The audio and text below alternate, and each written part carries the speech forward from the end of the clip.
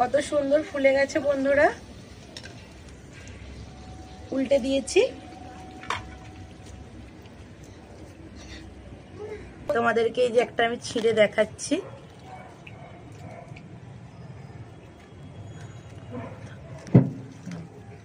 বন্ধুরা এই দেখো ছাতুর পুরটা কত সুন্দর, একদম পুরো চাড়িয়ে গেছে, চাড়িয়ে একদম বেলা হয়েছে কত সুন্দরভাবে, একদম দোকানের মতো আমি এই ছাতুর কচুরি বানিয়ে নিয়েছি। আর তোমরা তো দেখতেই পেলে কত সহজ বানানো। নমস্কার বন্ধুরা, আমি চলে এসেছি আবার আজকে একটা নতুন রেসিপি নিয়ে। আর আজকে আমি বানাবো ছাতুর পুরভরা কচুরি। ছাতুর পুরভরা কচুরি আমি কিভাবে বানাচ্ছি তার জন্য তোমরা পুরো ভিডিওটা দেখতে থাকো, আশা করি ভালো লাগবে। আর এখানে আমি ছাতুর পুরভরা কচুরির জন্য ময়দা নিয়ে নিয়েছি। ময়দার মধ্যে এখন আমি দিয়ে দেব একটু ময়াম। বন্ধুরা এখানে ময়দার আমি কোনো মাপ দিচ্ছি না, এখানে আমি পরিমাণ মতো আমার মতো আমি ময়দা নিয়ে নিয়েছি। আর দিয়ে দেব পরিমাণ মতো লবণ। আর তোমরা যে যেমন পারবে সেরকম কম বেশি ময়দা নিয়ে নিতে পারো। আর এখানে দেব পরিমাণ মতো চিনি। চিনি আর লবণটা দিয়ে দিয়েছি। এবার আমি এখানে দেব সাদা তেল। সাদা তেলের জন্য কিন্তু খাস্তা হবে বেশি। সাদা তেলটা এখানে আমি দিয়ে দিলাম প্রায় 5 চামচের মতো, যেহেতু আমার ময়দাটা এখানে একটু বেশি সেই জন্য। এবার এই সব কিছু উপকরণ আমি ময়দার সাথে খুব ভালোভাবে মাখিয়ে নেব।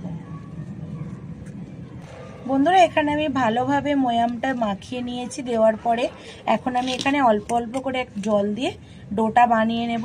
আর আমার ময়ামটা কত সুন্দর কত দেওয়া হয়েছে দেখো, এরকম মুঠো করলে মুঠো হয়ে যাচ্ছে, চাপ দিলে তবে কিন্তু ভাঙছে।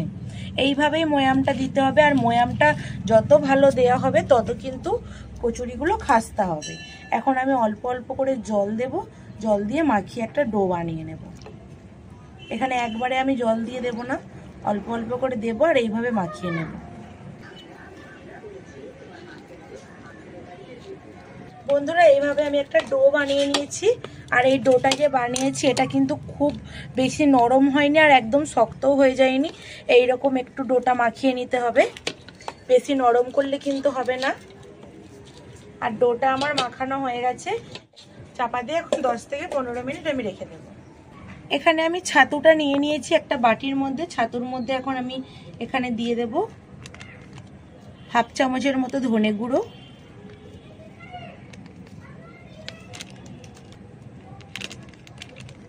আর দেবো হাফ চামচ জিরে গুঁড়ো। এই ছাতুটারই আজকে আমি পুরটা বানাবো। এই মশলাগুলো দিলে খেতে খুবই ভালো লাগে।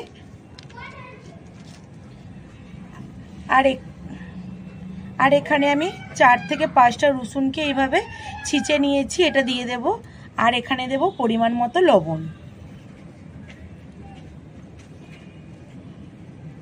কিছু দিয়ে দিয়েছি, এবার হাত দিয়ে একটু আমি মাখিয়ে নেব। রসুনটা দিলে খেতে কিন্তু খুবই ভালো লাগে, রসুনটা দিলে পুরের মধ্যে, আর স্বাদটাও হয় একদম অন্যরকম। এখানে আমি দিয়ে দেব অল্প অল্প করে জল দিয়ে আমি এখানে একটা ডো বানিয়ে নেব।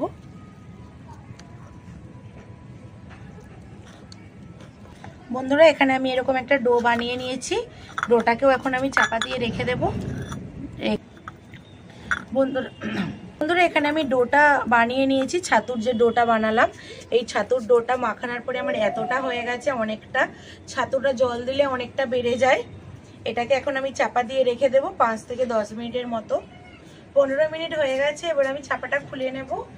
খুলে আর একটু ভালো করে আমি এটা মাখিয়ে নেব। আর আমার এই ময়দাটা কত সুন্দর সফট হয়েছে, দেখলেই কিন্তু বোঝা যাচ্ছে কতটা সফট হয়েছে ময়দাটা। আর একটু আমি এইভাবে ভালো করে থেসে থেসে মেখে নেব। যত ভালোভাবে মাখানো হবে তত লুচি খুব সুন্দরভাবে ফুলবে। এখানে আমি বন্ধুরা ভালো করে মাখিয়ে নিয়েছি। এবারে এটা থেকে আমি লিচি কেটে নেব। তার আগে এটা আমি এরকম দুটো ভাগে ভাগ করে নিলাম, তাহলে লিচিগুলো কাটতে সুবিধে হবে। আর যেহেতু আমি ছাতুর পুরভরা কচুরি বানাবো, এখানে কিন্তু লিচিগুলো একটু বড় বড় করে করতে হবে। এই রকম করে আমি লিচিগুলোকে কেটে নেব।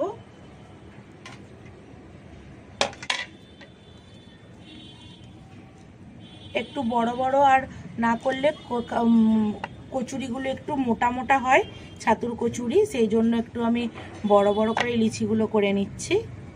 এখানে আমি সব এইভাবে লিচিগুলো কেটে নিয়েছি, আর আমার এতগুলো হয়েছে। এখন আমি পুরটা ভরে নেব। তার জন্য এখানে আমি একটা লিচিকে নিয়ে এরকমভাবে গোলভাবে পাক দিয়ে নিয়েছি। তারপরে এইভাবে একটু খিলি করে নিচ্ছি। নেয়ার পরে ছাতুর যে পুরটা রেখেছিলাম সেটা এর মধ্যে দিয়ে দেব। বেশি দিলে আবার বেরিয়ে যাবে, পরিমাণ অনুযায়ী আমি দিয়ে দেব। দিয়ে এইভাবে আমি মুখটাকে সিল করে দেব। আর এমনভাবে সিল করতে হবে যাতে এই পুরটা বেরিয়ে না যায়।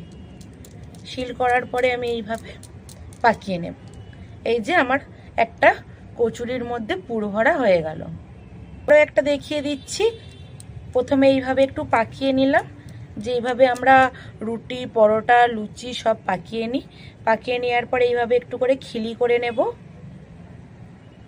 খিলিটা করার পরে পরিমাণ মতো ছাতুর পুরটা দিয়ে দেব। দিয়ে মুখটাকে আমি এইভাবে সিল করে নেব।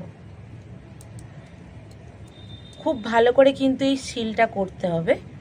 সিলটা করার পরে মুখটাকে ভালো করে এইভাবে মুড়ে দিতে হবে। দিয়ে এইভাবে হাতে আবার পাকিয়ে দিতে হবে। এইভাবে আমি প্রত্যেকটার পুরগুলো ভরে নেব। বন্ধুরা, এখানে আমি সব পুরগুলো ভরে নিয়েছি ময়দার মধ্যে। আর এখন আমার সবগুলো রেডি হয়ে গেছে। আর এখানে আমি আঁশটাও ধরিয়ে নিয়েছি। এখন আমি কড়াটা বসিয়ে দেব। এখানে আমার কড়া গরম হয়ে গেছে। কড়ার মধ্যে দিয়ে দেব সাদা তেল।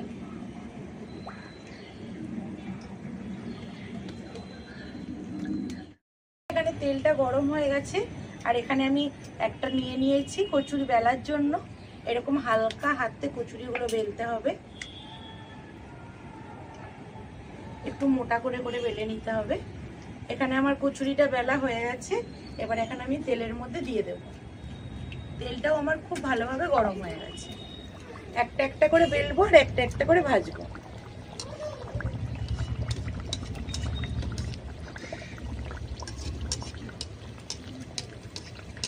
বন্ধুরা, কত সুন্দর ফুলে উঠতেছে। এটা কিন্তু একদম ভালোভাবে বলের মতো ফুলে যাবে।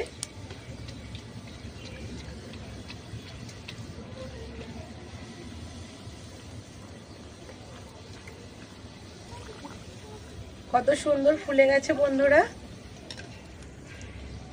উল্টে দিয়েছি। বন্ধুরা, এখন ভাজা হয়ে গেছে, আমি তুলে নেব। ভালো করে তেলটা ঝরিয়ে আমি যে তুলে নিচ্ছি। আবার এখানে আমি একটা বেলে নেব। আবারও একটা আমি দিয়ে দিচ্ছি তেলের মধ্যে। এভাবে আমি সবগুলো ভেজে নেব। আর কত সুন্দরভাবে ফুলছে কচুরিগুলো।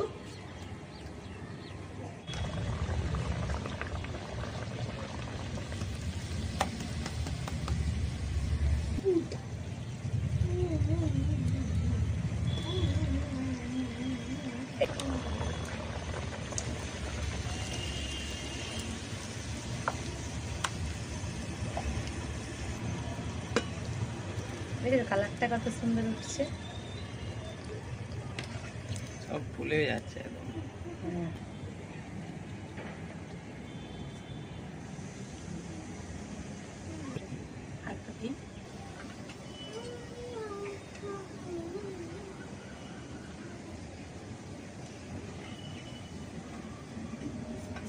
বন্ধুরা, সব কচুরিগুলোই আমার কত সুন্দর ফুলছে।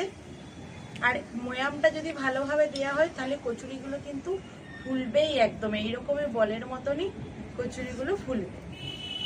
আর দোকানের মতনই পুরো আমি কচুরি বানাচ্ছি। দোকানেও ঠিক সেম এইভাবেই হয়। এই কচুরিটাও আমার কত সুন্দর ফুলবে দেখো বন্ধুরা। এই দেখো, এইভাবে তেলের মধ্যে এইভাবে একটুখানি এরকম ভাবে নাড়িয়ে নাড়িয়ে দিলেই কত সুন্দর ফুলে উঠছে কচুরিটা। উল্টে দেব। কত সুন্দর ফুলেছে বন্ধুরা আমার কচুরি। এখানে আমার ছাতুর কচুরিগুলো বানানো হয়ে গেছে। আর তোমরা তো দেখতেই পেলে কত কম সময়ে কত তাড়াতাড়ি একদম ফুলকো ফুলকো একদম দোকানের মতো আমার কচুরি বানানো হয়ে গেছে। তোমাদেরকে এই যে একটা আমি ছিঁড়ে দেখাচ্ছি। বন্ধুরা, এই দেখো ছাতুর পুরটা কত সুন্দর একদম পুরো চাড়িয়ে গেছে। চাড়িয়ে একদম বেলা হয়েছে কত সুন্দরভাবে, একদম দোকানের মতো আমি এই ছাতুর কচুরি বানিয়ে নিয়েছি। আর তোমরা তো দেখতেই পেলে কত সহজ বানানো, তোমরাও তাড়াতাড়ি বাড়িতে বানিয়ে ফেলো। আর এরকম ছাতুর কচুরির সাথে আলুর তরকারি বা ঘুগনি থাকলে খুবই মজারভাবে খাওয়া যায়। আর আজকে আমি আলুর তরকারি বা ঘুগনিটা বানালাম না, শুধু তোমাদের জন্য ছাতুর কচুরিটাই আমি বানিয়ে দেখালাম। তোমরা এটা আলুর তরকারি ঘুগনির সাথে বাড়িতে খেতে পারো এরকমভাবে বানিয়ে। আর তাহলে আজকে আমি ভিডিওটা এখানেই শেষ করছি, আর দেখা হবে নতুন কোনো রেসিপি নিয়ে। আর আমার ভিডিওটা ভালো লাগলে অবশ্যই লাইক করে দেবে, আর যারা এখনো চ্যানেলটা সাবস্ক্রাইব করোনি তারা তাড়াতাড়ি আমার চ্যানেলটা সাবস্ক্রাইব করে দাও।